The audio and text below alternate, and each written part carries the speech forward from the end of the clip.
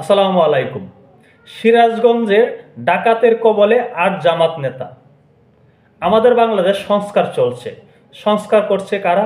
অন্তর্বর্তী সরকার। অন্তর্বর্তী সরকার সংবিধান সংস্কার করবে, অন্তর্বর্তী সরকার একটি নিরপেক্ষ নির্বাচন দেবে, অন্তর্বর্তী সরকার নতুন রাজনৈতিক দল গঠনে উৎসাহিত করবে। এই ধরনের সংস্কার করছে অন্তর্বর্তী সরকার। অন্যদিকে সংস্কার করছে কারা? ডাকাত, ছিনতাইকারী এবং দর্শকরা। তারা তাদের মতো করে কার্যক্রম চালিয়ে যাচ্ছে। প্রতিদিন পত্রিকার পাতা খুললে, খবরের দিকে তাকালে আমরা দেখতে পাই ডাকাতি, ছিনতাই এবং দর্শন। এই তিনটি ঘটনা যেন এখন আমাদের প্রতিদিনকার সঙ্গী হয়ে উঠেছে। এই যে ডাকাতির ঘটনা ঘটেছে সিরাজগঞ্জে, সেখানে কবলে পড়েছেন কারা? জামাতে ইসলামের ৮ নেতা। এই যে জামাতে ইসলামের নেতারা, তারা আল্লাহওয়ালা মানুষ, তারা হুজুর মানুষ, তাদের মাথায় টুপি ছিল, পরনে পাঞ্জাবি ছিল। তাদেরকে দেখে ডাকাত দল হয়তো ছেড়ে দিতেও পারতো, কিন্তু ডাকাত দল কি সেটি করবে? ডাকাত দল যেখানে টাকা পয়সা পাবে, যাদেরকে টার্গেট করবে তাদেরকেই ধরবে। সেখানে জামাতে ইসলাম হোক বা অন্য দলেরই হোক, এখানে জামাতে ইসলামের তারা হুজুর বেশে ছিল দেখে তাদেরকে কিন্তু ক্ষমা করে দেওয়া হয় নাই। তাদের নিকট থেকে সকল কিছু ডাকাতি করে নিয়ে গেল ডাকাত দল। সিরাজগঞ্জে ডাকাতির শিকার হয়েছেন জামাতে ইসলামী রাজশাহী শাখার নেতারা।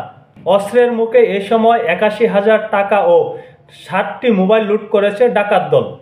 গতকাল রোববার রাত ৯টার দিকে সিরাজগঞ্জের যমুনা সেতুর পশ্চিম জাউল এলাকায় ডাকাতির ঘটনা ঘটে। এই যে জামাতে ইসলাম, তাদেরকে নিয়ে অনেক কথাই শোনা যাচ্ছে। তারা এই সরকারকে প্রভাবিত করছে, তারা ব্যাপকভাবে এই সরকার দ্বারা সংস্কার চাচ্ছে, সংবিধানকে ভেঙে চুরে দিতে চাচ্ছে, তারা অন্তর্বর্তী সরকার থেকে ব্যাপক ফেসিলিটি পাচ্ছে, এমন আলোচনা রয়েছে। কিন্তু তাই বলে তো ডাকাত দল তাদেরকে ক্ষমা করলো না। ডাকাত দল কি তাদেরকে ক্ষমা করবে? এই যে আইন শৃঙ্খলার অবনতি, অন্তর্বর্তী সরকার যেভাবে ব্যর্থতার পরিচয় দিচ্ছে, যেভাবে শিশুরা ধর্ষণের শিকার হচ্ছে, মা বোনরা রাস্তায় বের হতে ভয় পাচ্ছে, শুধু মা বোন কেন, আমরা যারা পুরুষ রয়েছি তারাও তো রাস্তাঘাটে বের হতে ভয় পাচ্ছি। কেন পাচ্ছি? ডাকাতির কবলে পড়তে হচ্ছে, ছিনতাইয়ের কবলে পড়তে হচ্ছে। এই যে বর্তমান পরিস্থিতি, অহরহর যে ধরনের অকারেন্স ঘটছে, এই অন্তর্বর্তী সরকার তার লাগাম ধরতে পারছে না, কোনো অবস্থাতেই নিয়ন্ত্রণ করতে পারছে না।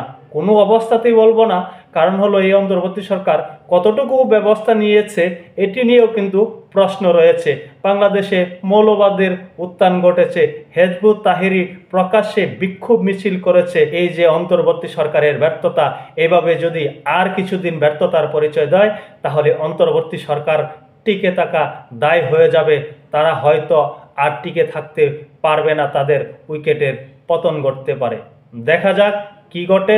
তবে ডাকাত দল কিন্তু জামাতে ইসলামকেও ক্ষমা করল না। সকলে ভালো থাকবেন। এখন এই পর্যন্তই। আল্লাহ হাফেজ।